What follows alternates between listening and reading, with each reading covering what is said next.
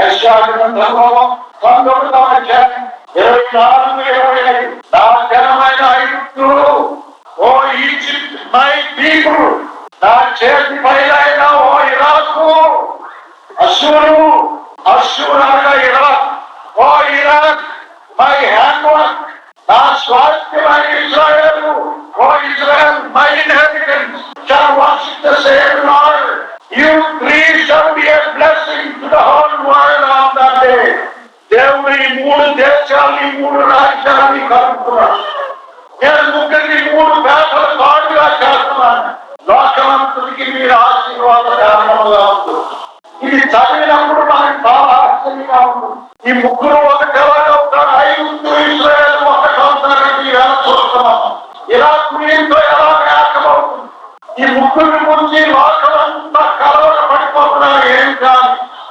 ఈ ముగ్గురు ఎవరో తెలిసిన అబ్రహాము ముగ్గురు భార్యల బిడ్డలు ముగ్గురు. ఇంకా వెనక్కి వెళ్తుంటే నోవహు దగ్గరికి చూస్తే ముగ్గురు కుమారుల యొక్క రిప్రజెంటేటివ్స్. షేము, హాము, యాఫెతు యొక్క కుమారుడు ముగ్గురు. వాళ్ళ ముగ్గురు ఈ మధ్య ఆసియాలో తగులాడుకుంటున్నారు. వాళ్ళు తగవలాడుకుంటున్నారు. ఎవరు ఒకటి కాగలరు అని మనం అనుకుంటున్నాం. దేవుడు అంటున్నాడు, నేను ఒకటి చేస్తాను. 3 పేటల పాడుగా నేను వాటిని చేయబోతున్నాను.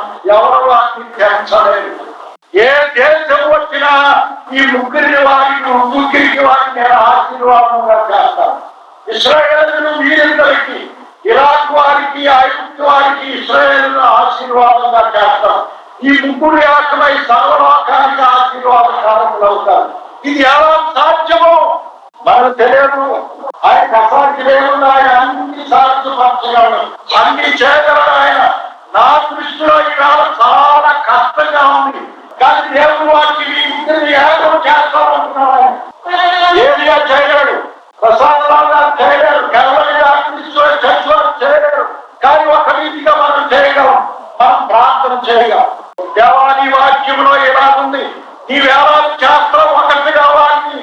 వారు ఒకటైతే తప్ప లోకానికి ఆశీర్వాదం రాదు. ఈనాడు ఎక్కడ ఏ ఆకాశం నుండి బాంబులు, ఎడతెరిపి లేకుండా దివారాత్రులు వేల బాంబులు పడిపోతున్నాయి. ఆ బాంబులు పేరు నాకు రావు, నీకు రావు. అది వేసేవాడికి తెలియదు ఏమేమే చేస్తున్నావు. ఎవరెవరి దగ్గర ఏ రకరకాల బాంబులు ఉన్నాయో తెలియలేదు. ఏ మొదలుకొని జెట్ వర్ష బాంబులు లెక్క చేస్తున్నారు.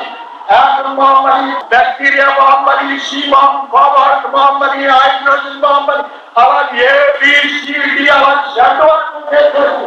ఈ బాంబులన్నీ వేసి మేము లోకాన్ని తగలబెట్టేస్తాం. దేవుడు అంటున్నారు, లోకాన్ని నేను వెయ్యాల పరిపాలన కొరకు తయారు చేస్తున్నాను.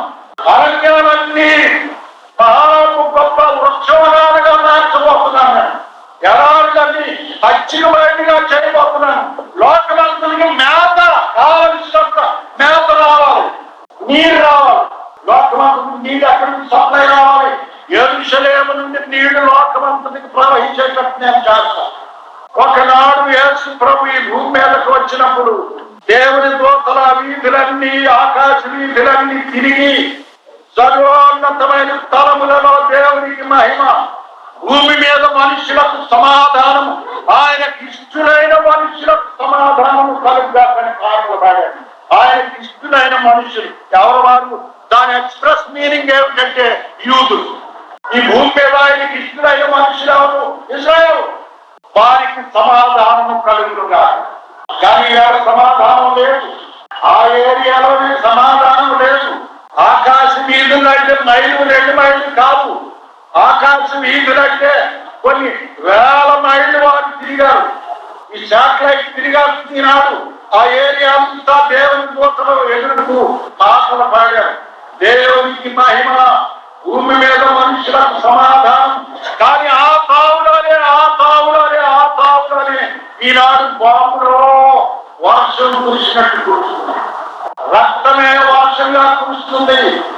సమాధానం ఏమైపోయింది? ఎక్కడ ఉంది దేవుని సమాధానం? దేవుని వాగ్దానాలు ఏమైపోయాయి? ఆలోచన చేయండి. ఈనాడు లోకంలో శాంతి తొలగిపోవడానికి కారణమే యేసు ప్రభు ఈ లోకానికి శాంతి ఇవ్వలేదా? ఇచ్చిన. కానీ ప్రభు ఒకటే చెప్పాడు, అదేంటంటే ఏ ఇంటిలో బస చేస్తారో ఆ ఇంటి వారికి సమాధానము కలుగుగా కానీ చెప్పడం. ఆ ఇంటి వారి సమాధానం పాత్రులైతే వారికి సమాధానం ఉంటుంది, లేని సమాధానం తిరిగి మీ దగ్గరికి వచ్చింది. యేసు ప్రభు ఈ లోకానికి సమాధానం తెచ్చాడు. ఈ లోకం నాకు ఈ సమాధానం వద్దన్న అలా తిరిగి వెళ్ళిపోయాడు. ఆయన వెళ్ళిపోతూ ఒకే మాట చెప్పాడు, దేవుడికి సమాధానం నేను పారవేయడానికి రాలేదు. I came not to cast peace on earth. మీరు అందుకుంటే అందుకోండి, లేవట్లేదు ఇదిగో పీస్. ఆ సమాధానాన్ని పారవేయడానికి రాలేదు, అనుగ్రహించడానికి అర్హులున్నారా అనుకోండి. దేని సమాధానం తిరిగి ఎదుర్చలేమా నీకు సమాధానం ప్రకటిస్తున్నాను అనుకున్నావా? సరి లేని ఎడల, నీవు నన్ను నిరాకరించిన ఎడల నేను మరల తిరిగే వచ్చే వరకు ఇశ్రాయేలీలు కానీ లోకానికి కానీ సమాధానం అనేది ఉండదు. లోకంలో మనుషుల సమాధానం వస్తుందా? రాదు.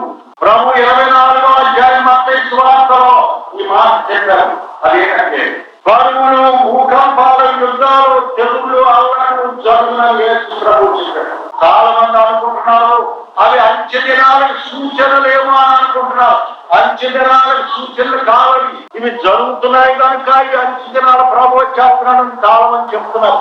కాదండి, మీరు కుదిరిగా చదవండి. అవి దేనికి సూచనలు అంటే యేసు ప్రభువుని నిరాకరించిన లోకానికి సూచన.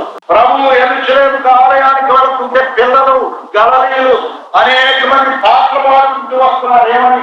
ప్రభు పేరిట ఉత్సవాన్ని స్తుతింపబడు గాక, జయము దావీదు కుమారునికి జయం, హోసన్నా అని అరుస్తూ బయలుదేరి వస్తుంటే పరిసయ్యులు, సద్దూకయ్యులు వాళ్ళ తక్షణంతో నిండుకొని ఆయన దగ్గరికి వచ్చారు. ఏమయ్యా నీకు విన్నావు లేదా ఈ పాటలో? హోసన్నా అంటున్నారు. ప్రభు పేరిట ఉత్సవాన్ని స్తుతింపబడు గాక అంటున్నారు. నువ్వు ఆపు అని పైగా ప్రభువుని చేస్తున్నారు. ప్రభు అన్నా నేను ఆపేస్తాను అనుకోండి, ఆపేస్తానంటే వాడికి ఎక్కడేస్తాయి. మీరు నన్ను వద్దన్నారు కదా, నేను వెళ్ళిపో. మీరు నన్ను ఎంతవరకు చూడలేక ఇప్పుడు పిల్లలు పాడుతుంటే ఆరోగ్యం అన్నారు కదా, ఈ పాట నీళ్ళు పాడే వరకు నేను మళ్ళీ తిరిగి రాని వెళ్ళిపో అని వెళ్ళిపో. మళ్ళీ ఇప్పుడు వస్తాడు ఆయన రెండవ రాకడికి గుర్తేసి ప్రభు పేరుతో వచ్చేవాడు. ఇప్పుడు ఇశ్రాయేలీలు పూర్తిగా నలగొట్టబడతారు, నలిగిపోతారు. వారికి పిచ్చేవారు అమెరికా వారు కూడా చెయ్యి తీసేస్తుంది. మరియు నేను చూడగా సహాయం చేయవాడు ఎవడను లేకపోయాడు. ఎవరు ఉండరు. ప్రతి దేశము స్వార్థపరులు అయిపోతారు. శత్రువుల ముట్ట నుంచి వారి కాళ్ళు ఎరగొట్టేస్తారు. యాకోబు కాళ్ళు ఎరగొట్టి దేవుడు అంటున్నాడు, బాబు ఇశ్రాయేలీలారా, మీ తండ్రి యాకోబు ఉన్నాడే ఎంతవరకు పారిపోయాడంటే నేను అతని తొడ గూటిని విరగొట్టే వరకు పారిపోయాడు. విరగొట్టిన తర్వాత అప్పుడు నా మీద వేలాడి చేవుగా నీవు నన్ను ఆశీర్వదిస్తేనే కానీ నేను తొడ విరిగిపోయాక ప్రభు మీద వేలాడి నీవు నన్ను ఆశీర్వదించి ప్రభువా, అప్పుడు ఆయన ఆశీర్వదించి ఇశ్రాయేలు అని పేరు పెట్టాడు. తెల్లవారిని సూర్యోదయమాయను అతను కుంటుచూ నడిచాను అని బైబిల్లో ఉంది. కాలున్నంత వరకు పరుగు పరుగు పరుగు, దేవుడికి అందలేదు, మనుషుడికి అందలేదు. కుంటోడు అయిపోయిన తర్వాత అప్పుడు కుదురుగా నడవడం నేర్చుకున్నాడు యాకోబు. ఇశ్రాయేలీలు కూడా ఇప్పుడు దేవుడిని నమ్మడం. మేము యేసుక్రీస్తుని నమ్మం, మేము సిలువే చేయాలన్నాం. ఇప్పుడు వారు కుంటివారు అయిపోతారు. అందరూ శత్రువులు అయిపోయి వారిని కుంటివారిగా చేస్తారు.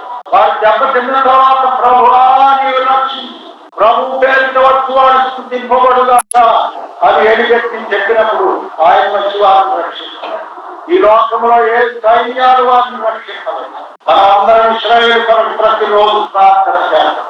ఇశ్రాయేలు చెప్పాలి, అందరూ చెప్పండి, ప్రభు పేరుతో వచ్చువాడు, ప్రభు పేరుతో వచ్చువాడు ఎవరు లేదా చెప్పిన చెప్పండి. ప్రభు పేరుతో వచ్చువాడు స్తుతింపబడుగా